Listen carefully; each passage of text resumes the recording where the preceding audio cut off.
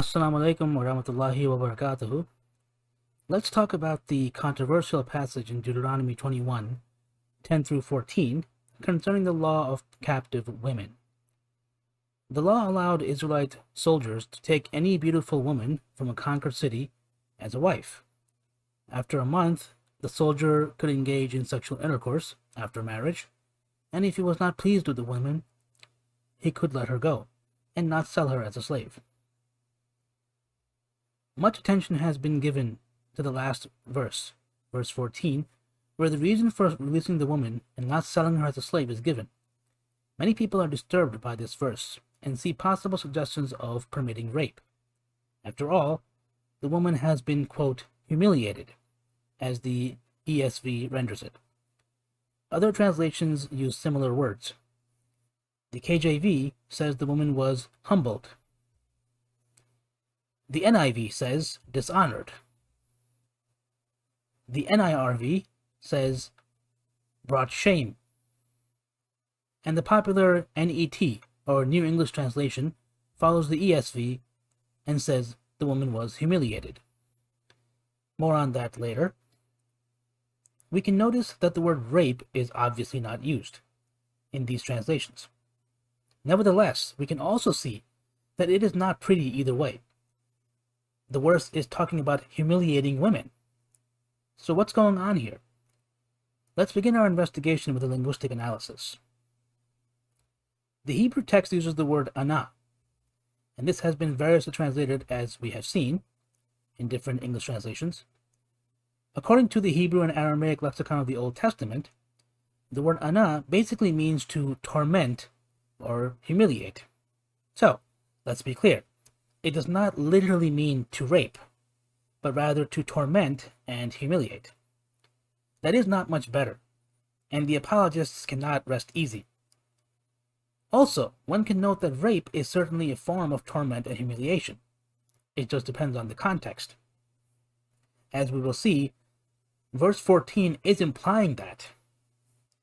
Indeed, the halot further adds that the word as used in Deuteronomy 21:14 means to humiliate, but in the sense of a woman who is forced into a marriage. When a marriage is enforced, there is no consent by definition. The Expository Dictionary of Bible Words adds that ana means to bring about pain, sorrow, or trouble of some kind. So again, even if it doesn't literally mean rape, it is still not a very nice word. The dictionary continues that the word suggests the idea of oppression and physical harm, with the latter oftentimes involving rape and violent abuse. Thus, even though it does not literally mean rape, ana is used in the Bible to refer to sexual violence.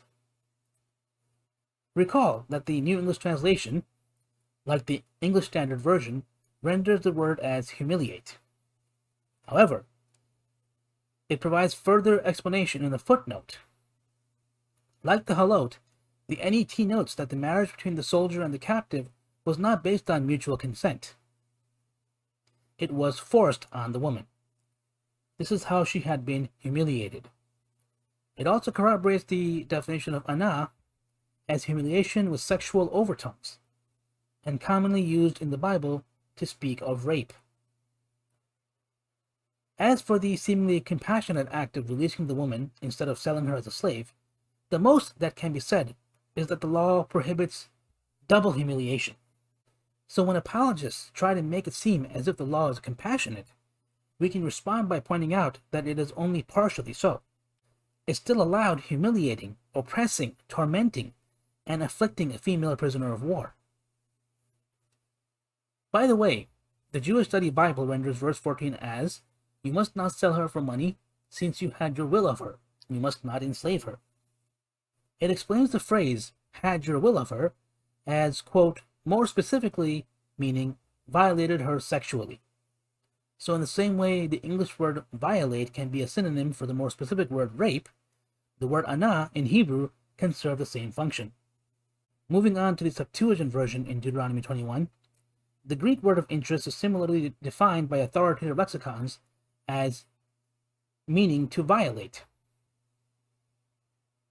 Note here the specific reference to Genesis 34:2, which refers to the sexual violation, i.e., the rape of Dinah.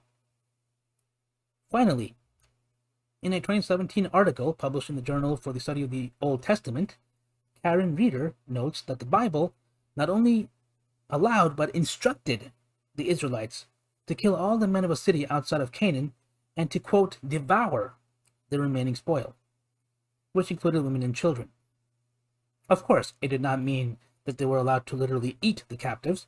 It just meant that the Israelites owned them as their personal possessions. This was the background for the law in Deuteronomy 21. In her conclusion, Reeder explained that this passage was concerned with wartime rape and the abduction and forced marriage of captives. She also notes that rape is recognized as a weapon of war in the Bible. So, to summarize, even though the Hebrew word anah does not literally mean rape, just as the English word humiliate does not mean that, it is nevertheless implied in the context. The passage in Deuteronomy 21 was legislating wartime rape and forced marriage. Rape is sexual intercourse in the absence of consent. Consent is nowhere implied in the law of captive women. Perhaps this is why the less popular Good News translation of the Bible renders verse 14 as, "You forced her to have intercourse with you." While that is not the literal meaning of the Hebrew, it is clearly implied. So when apologists try to boast about the alleged compassion shown to captive women in this passage in Deuteronomy, they are not telling us the whole truth. Assalamu alaikum wa rahmatullahi wa barakatuh. وقل جاء الحق وزهق الباطل إن الباطل كان زهوقا